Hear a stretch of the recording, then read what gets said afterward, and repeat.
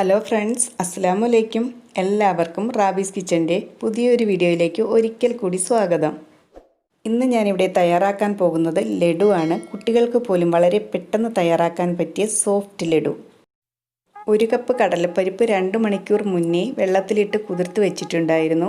ഇതിൻ്റെ വെള്ളമൊക്കെ ഒന്ന് വാർന്നെടുത്തിട്ട് ഒരു മിക്സിയുടെ ജാറിലേക്ക് ഇട്ടിട്ട് നമുക്കൊന്ന് തരിതരിപ്പായിട്ട് അരച്ചെടുത്തിട്ട് വരാം.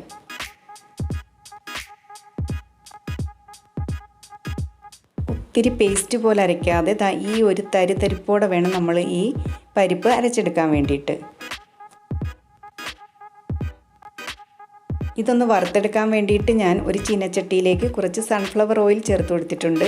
ഇതിലേക്ക് നമുക്ക് ഇത് കുറേശ്ശെയായി ഇട്ട് കൊടുക്കണം. മീഡിയം ടു ഹൈ ഫ്ലെയിമിൽ വെച്ചിട്ട് ഇട്ടാൽ ഉടനെ തന്നെ നമ്മളതൊന്ന് തിരിച്ചുകൂടി ഇട്ട് കൊടുത്തിട്ട് പെട്ടെന്ന് തന്നെ ഇനി കോരിയെടുക്കണം. ആ പരിപ്പിൻ്റെ റോ ടേസ്റ്റ് ഒന്ന് മാറ്റിയെടുക്കുക എന്നതാണ് ഇതുകൊണ്ട് ഉദ്ദേശിക്കുന്നത്. അതുകൊണ്ട് തന്നെ ഇട്ടാൽ ഉടനെ നമ്മളങ്ങ് മാറ്റിയെടുക്കണം. ക്രിസ്പി ആവാനോ കളർ ചേഞ്ച് ചെയ്യാനോ വെയിറ്റ് ചെയ്യരുത്. ഈ ലഡുവിൻ്റെ വലിയൊരു പ്രത്യേകതയാണ് ബൂന്തി തയ്യാറാക്കണ്ട എന്നുള്ളത്. എന്നാൽ ബൂന്തി ലഡുവിൻ്റെ അതേ ടേസ്റ്റിലാണ് നമുക്ക് ഈ ലഡു കിട്ടുന്നതും. ബൂന്തി തയ്യാറാക്കിയിട്ട് ലഡു ഉണ്ടാക്കുക എന്നുള്ളത് വലിയൊരു ബുദ്ധിമുട്ടുള്ള പണിയാണ്. ഇതാകുമ്പോഴേക്കും നമുക്ക് ഒരു 5-6 മിനിറ്റ് കൊണ്ട് പണി കഴിയുകയും ചെയ്യും. നല്ല പെർഫെക്റ്റ് ലഡു കഴിക്കുകയും ചെയ്യാം. ഈ പരിപ്പ് വറുത്തെടുക്കുന്ന കാര്യം മാത്രം ശ്രദ്ധിച്ചാൽ മതിയാകും. ഒരു തുള്ളി പോലും വെള്ളം ചേർക്കാതെയാണ് ഞാൻ പരിപ്പ് അരച്ചെടുത്തിട്ടുള്ളത്. ഇത് നന്നായി തണുത്ത് വന്നതിന് ശേഷം മിക്സിയുടെ ജാറിലിട്ടൊന്ന് പൊടിച്ചെടുക്കണം. ഒത്തിരി പൊടിയാതെ തരിതരിപ്പോടെ വേണം പൊടിച്ചെടുക്കാൻ. ഇനി ഒരു പാൻ അടുപ്പിൽ വെച്ച് ചൂടാകുമ്പോഴേക്കും അതിലേക്ക് 2 ടീസ്പൂൺ നെയ്യ് ഒഴിച്ചു കൊടുക്കുകയാണ്. അതിലേക്ക് കുറച്ച് മുന്തിരി ഇട്ട് ഞാനൊന്ന് വറുത്തെടുക്കാൻ പോവുകയാണ്. മുന്തിരിയൊക്കെ നല്ലതുപോലെ വീർത്ത് വന്നിട്ടുണ്ട്. ഞാനിത് ഈ പാനിൽ നിന്നങ്ങ് മാറ്റിയെടുക്കുകയാണ്. ഈ പാനിലേക്ക് തന്നെ ഞാൻ 1 കപ്പ് പഞ്ചസാര ചേർത്ത് കൊടുക്കുകയാണ്. അതിലേക്ക് ഒരു 1/2 കപ്പ് അളവിൽ വെള്ളം ചേർത്ത് കൊടുക്കുന്നുണ്ട്. ഇത് 1/2 കപ്പ് തികച്ചില്ല വെള്ളം. 1/2 കപ്പിനേക്കാൾ ഒരല്പം കൂടി കുറച്ചാണ് ഞാൻ വെള്ളം എടുത്തിട്ടുള്ളത്. ഇനി നമുക്ക് ഈ പഞ്ചസാരയൊക്കെ ഒന്ന് അലിഞ്ഞു വരുന്നത് വരെ വെയിറ്റ് ചെയ്യണം. 1 കപ്പ് പരിപ്പിന് 1 കപ്പ് അളവിലാണ് ഞാൻ പഞ്ചസാര എടുത്തിട്ടുള്ളത്. ഇത് കറക്റ്റ് മധുരമായിട്ടാണ് എനിക്ക് തോന്നിയിട്ടുള്ളത്. മീഡിയം ഫ്ലെയിമിലേക്ക് വെച്ചിട്ട് വേണം പഞ്ചസാര അലിയിച്ചെടുക്കാൻ. നല്ലതുപോലെ തിളച്ച് കഴിയുമ്പോഴേക്കും നമ്മുടെ കൈ വെച്ച് നോക്കുമ്പോൾ ചെറുതായി ഒന്ന് ഒട്ടുന്ന ഒരു പരുവമാകുമ്പോഴേക്കും നമുക്കതിലേക്ക് ഒരല്പം ഉപ്പ് ചേർത്ത് കൊടുക്കണം.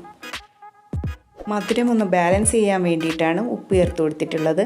അതുപോലെ ഒരു കളറിന് വേണ്ടിയിട്ട് ഞാൻ ഒരല്പം മഞ്ഞൾപ്പൊടി ചേർത്ത് കൊടുക്കുന്നുണ്ട്. മഞ്ഞൾപ്പൊടിയൊക്കെ ഇതിലേക്ക് നന്നായി മിക്സായി കഴിഞ്ഞാൽ നേരത്തെ പൊടിച്ച് വെച്ചിട്ടുള്ള പരിപ്പ് കൂടി ചേർത്ത് കൊടുത്തിട്ട് ഇതെല്ലാം കൂടി നല്ലതുപോലെ ഒന്ന് മിക്സ് ചെയ്തെടുക്കാം.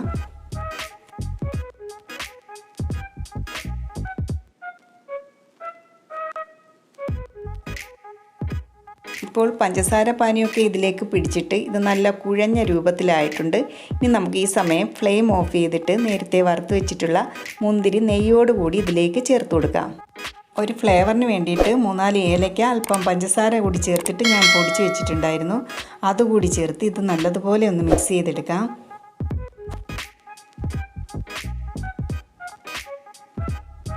മിക്സ് ചെയ്തതിന് ശേഷം അല്പം ഒന്ന് ചൂടാറാൻ വേണ്ടിയിട്ട് നമുക്കിതൊന്ന് അടച്ച് വെച്ച് കുറച്ച് സമയം ഒന്ന് മാറ്റി വയ്ക്കാം.